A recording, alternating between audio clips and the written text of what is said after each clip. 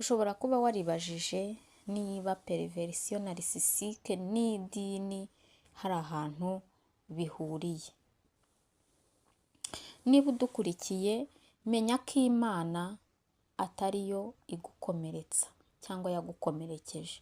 Niba warigeze hari umuntu ugukomeretsa cyangwa se akaba hari umuntu uri kugukomeretsa akoresheje Imana, akoresheje Bibiliya cyangwa se mu izina ry'idini, menya kuko nguko atari ukwizera, ahubwo ni perversion narcissistique iri kugukorerwaho cyangwa se yagukoreweho.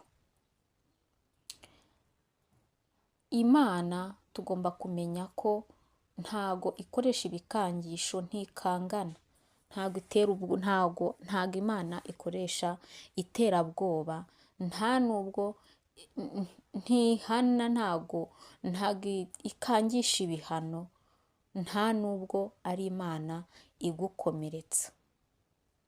Niba rero waracecekeshejwe aho wagombaga kuvuga hitwajwe idini, umva neza ibi yuko uri normal, nta kibazo ufite, ahubwo urimo gutahura ukuri kw'ibyakubayeho cyangwa ukuri kw'ibiri kubaho.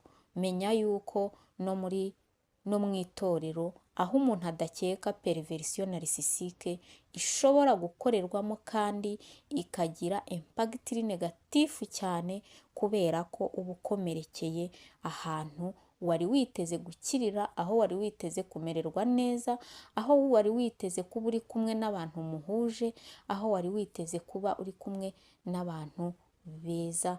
Niho iyi perversion narcissistique yo mu idini ibera ikibazo gikomeye, ikanakomeretsa kurenza iziri mu buzima bwo hanze.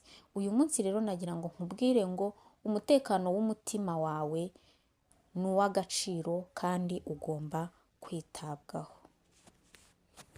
Kurikira video irambuye kuri iyi chaîne yacu usobanukirwe manipulation narcissistique mu itorero, uko ibi bihagaze ndetse n'uburyo ishobora kwirindwa.